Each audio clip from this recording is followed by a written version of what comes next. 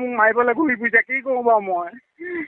এতিয়া সেই ফোন কৰিছিলে নাই লুলুমাই? লুলুমাই আপুনি অলপ ধৈৰ্য ধৰক, ইমান হেৰি নহ'ব বুলি কৈছো নাই বাৰু? ঠিক আছে, মোকতো ঘূৰি ফুৰিছে ন মাৰিবলৈ। আপুনি ধৈৰ্য ধৰক অলপ। আপুনি অলপ শান্তি মতে অকণমান ধৈৰ্য ধৰক। মুতিব লাগি গৈছে, অপেন ওলাই আছো ন, মই কি কৰিম বাৰু? আজি মোক মাৰি দিব শুন।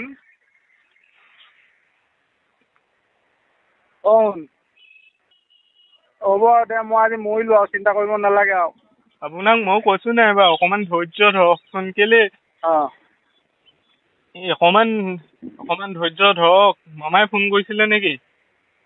কৰিছিলে মোক কৈছিলে, মোক সেইটো গ'ল দি দে, মানে মোলৈ পিছা ঘূৰিয়ে আছে। তোক যে মই কৈছিলো ঘূৰি আছে বুলি, তেতিয়াই মানে তাত লুকাই আছিলে। যেতিয়া মই ট্ৰেইনত উঠিলো, চব পিনৰ পৰা ওলাই গৈছে মানুহ। তাৰপিছত মই থানালৈ গ'ল, থানা কোচিছ কৰিলোঁ। থানালৈ মানে ষ্টেচনত পুলিচ নাই। তাৰপিছত থানা মই বিচাৰি নাপালোঁ। পুলিচেও মোৰ মানে ID প্ৰুফ একো নল'লে।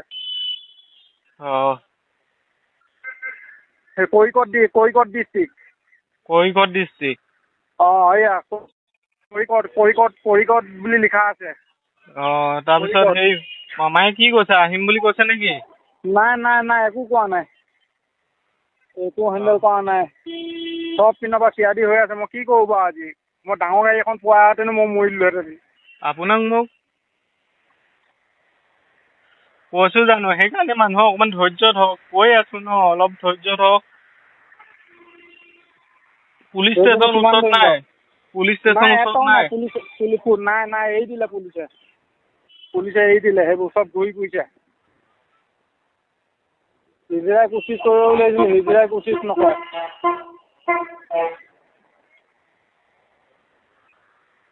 কোচিছ নকৰে। কি কৰোঁ এতিয়া মই? কি কৰোঁ? ক'লৈ যাওঁগে মই? ষ্টেচনটো কিমান দূৰ? ষ্টেচনটো বহুত দূৰ। পুলিচক মানে ষ্টেচনৰ চিটি মই কৈছিলোঁ, চিটিয়ে মানে মোক বহি থাক বুলি ক'লে। তাৰপিছত পিছপিনৰ পৰা সিহঁতি কব্জা কৰি লৈ গ'লহেঁতেন, মানে সেইটো চিটিং কৰি আছিলে। সেইটো চিটিং এতিয়াও কৰি আছে, গম পাইছনে? কি কৰোঁ? মুঠতে মই মৰিলো আৰু, দেহা চিন্তা নকৰিবি আৰু। তই ঘৰখন চলাবি আৰু দেই। আৰু ৰেলৱে টিকেটখন আছিলে, টিকেটত তই কি কেছ কৰিবি আৰু। এতিয়া ট্ৰেইনত মৰাহেঁতেন তই বহুত পইচা পালিহেঁতেন, মই দিব নোৱাৰিলোঁ আৰু। মই আপোনাক সেইটো কথা কোৱাগৈ নাই। অকণমান ধৈৰ্য ধৰক। ধৈৰ্যনো কিমান ধৰিম মই? ধৈৰ্যনো কিমান ধৰিম বাৰু? এতিয়া ক'ত কি কৰিম? মই চিচি কেমেৰা থকাহেঁতেনো উলিয়াব অলপ, মই দিব পাৰিলোঁ নিউজ লাইভত কিবা কৰিবলৈ। এতিয়া নাই নহয় মই।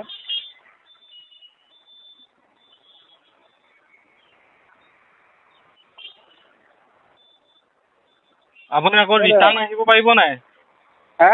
ৰিটাৰ্ণ আহিব পাৰিব নাই? কিহত? ৰিটাৰ্ণ আহিব পাৰিব নাই? ৰিটাৰ্ণ আহিব পাৰিম। মই কেনেকৈ নিম? মোক বাটত যদি মাৰি দিয়ে, পুলিচ প্ৰশাসন নহ'লে মোক মাৰি দিব। থানা যোগেদি নিব লাগিব, নিবলৈ হ'লে।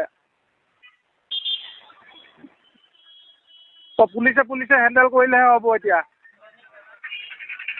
তই কামাণ্ডো ছাৰলৈ হেৰি কৰিব লাগিব, কৰি আকৌ ইয়াৰ কামাণ্ডোলৈ হেৰি কৰিব লাগিব। তেতিয়াহ'লে মোক মাৰিয়ে দিব নেকি, ঠিকনা নাই।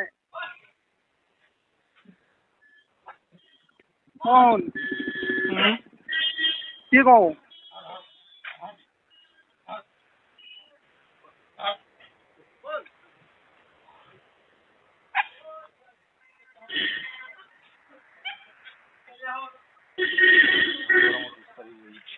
হেল্ল'।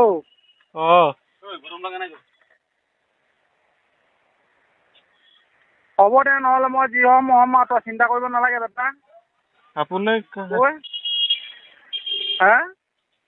তাৰপৰা তিচুৰলৈ কিমান দূৰ? তিচুৰলৈ দূৰ আছে। আপুনি গাড়ীত উঠি দিয়ক নহ'লে। গাড়ী ক'ত বা পায় নাপায় নাজানো নহয়, তিচুৰৰ গাড়ী। আপুনি সোধক যে ক'ল তিচুৰলৈ। সেইখন কৰিবলৈ এতিয়ানো ক'ত সময় পাম বাৰু? তেওঁ সুধি চাওঁ বাৰু ৰ। সোধক। মই ৰ'ব, সি যাদৱলৈ ফোন কৰিছোঁ ৰ'ব। হা যাদৱলৈ ফোন কৰিছোঁ, যাদৱলৈ ৰ'ব। ना वो गाड़ी किधर जाएगा? वो गाड़ी किधर जाएगा? गाड़ी किधर जाएगा? टिशू टिशू टिशू जाएगा। टिशू कहाँ जाएगा? कहाँ? हेलो माइना गाड़ीत उठी দিলো মই গাড়ীত উঠি দি ক'ত যাম আৰু দেই। নহয় আপুনি ধৈৰ্য ধৰক, অলপ ধৈৰ্য ধৰক, গম পাইছে নাই? অকণমান ধৈৰ্য ধৰক। গাড়ীখনৰ নাম্বাৰটো মই নলওঁ নহয়। হ'ব আপুনি ধৈৰ্য ধৰক খালি। কি বুলি ক'লে? নাই এই ক'ত যাম বুলি কৈছে। ক'ত যাব গাড়ী? ষ্টেণ্ড কা হা साउली पायम टिशू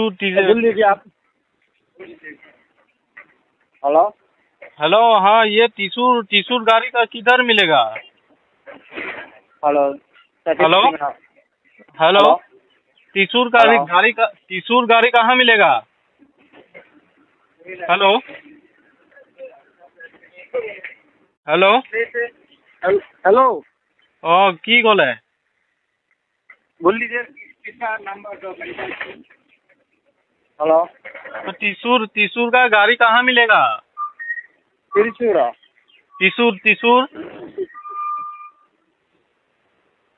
हेलो हेलो एक হেৰি আছিলে কৰিবৰ্তি আছিলে কৰিবৰ্তি মই মুঠতে মৰিলো আজি। তাৰ মোক চিন্তা কৰিব নালাগে আৰু মই আজি চব কি কৰিব আৰু এইবোৰ মই যাওঁ আজি বাৰু। তন্ত্ৰ নাথাকাটো কাম নকৰিলে মোৰ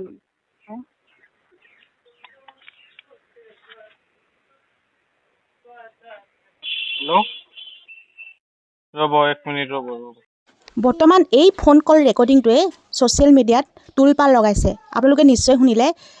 যিহেতু পিতৃয়ে বহিৰা ৰাজ্যলৈ গৈ মানে একেবাৰে দুৰৱস্থা বেয়া আৰু নিজৰ সন্তানক ফোন কল কৰিছে যে মোৰ এইটো ফোন কল ৰেকৰ্ডিং লাষ্ট, মোক বচাওক। কান্দি যিহেতু পিতৃয়ে পুত্ৰলৈ ফোন কৰিছে। বহুত ডাঙৰ ঘটনা নহয় জানো? আৰু বহিৰাজ্যত আমাৰ অসমৰ যি ল'ৰা ছোৱালী যায় তাত গৈ বহুত সংকটজনক থাকিব লগা হয়। কিয় হয় এইটো অসম চৰকাৰে যিহেতু মানে তদন্ত কৰিব লাগে। আমাৰ অসমৰ ল'ৰাই বহিৰাজ্যত গৈ পিনে কেনেকৈ দুৰ্ঘটনা হৈ কেনেকৈ মৃত্যুমুখত সাৱটিব লগা হয় আপোনালোকে নিশ্চয় পাইছে। যিজন পিতৃয়ে সন্তানক কান্দি ফোন কল কৰিছে, বৰ্তমান ছ'চিয়েল মিডিয়াত ভাইৰেল হৈ গৈছে। আপোনালোকে শুনিছে, একেবাৰে হৃদয় বিদাৰক যি ফোন কল ৰেকৰ্ডিংটো।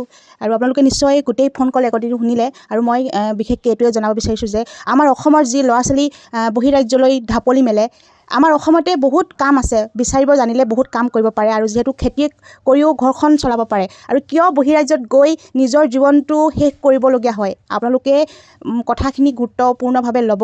যিহেতু এনেকুৱা আৰু দ্বিতীয়বাৰ হ'ব নালাগে। এই ফোন কল ৰেকৰ্ডিংটোৱে বহুত মানুহৰ মনত বহুত কিবাকিবি খেলি মেলি কৰিছে। আৰু পিতৃজন ঠিকেই আছে নে কি নাজানো, কিন্তু শেষত যি পুত্ৰলৈ এটা ফোন কল কৰিছে যে মই বিপদত পৰিছোঁ, বহুত তই শুন বচাওহি। একেবাৰে বুকুখন বিষাই গ'লগৈ, বহুত দুখ লাগিলে। কেনেকৈ নিজৰ সন্তানে গৈ পিতৃক উদ্ধাৰ কৰিব? কাৰণ বহিৰাজ্যত আমাৰ ওচৰ নহয় জানো? আৰু যিহেতু ট্ৰেইনত গৈছে, আৰু বহিৰাজ্যলৈ গ'লে এদিন দুদিনত কেতিয়াও নাপায়গৈ, 2 দিন 3 দিন 4 দিন 5 দিনমান লাগি যায় ট্ৰেইনত গ'লে। কেনেকৈ নিজৰ পিতৃক সন্তানে বিপদ হ'লেও বচাব যাব কওকচোন? কৈছে যে পুলিচ প্ৰশাসনৰ দ্বাৰাহে মই ঘৰলৈ যাব পাৰিম। আৰু গোটেইখিনি কল ৰেকৰ্ডিং শুনিলে। অৱশেষত মই এইটোৱে ক'ব বিচাৰোঁ যে আপোনালোকে সদায় সচেতন হৈ থাকক আৰু দ্বিতীয়বাৰ এনেকুৱা ভুল নকৰিব। কাৰণ যদি নিজৰ পিতৃয়ে যদি এইবিলাক চিনি নাপায় কিয় পঠাব লাগে বহিৰাজ্যলৈ? পঠাব নালাগে নহয় জানো? আৰু শেষত এইটোৱে ক'লোঁ। আৰু ভিডিঅ'টো যিমান পাৰে আপোনালোকে শ্বেয়াৰ কৰি দিয়ক। আৰু মন্তব্য আপোনালোকৰ কমেণ্ট বক্সত খোলা আছে, মন্তব্যসমূহ দিয়ক।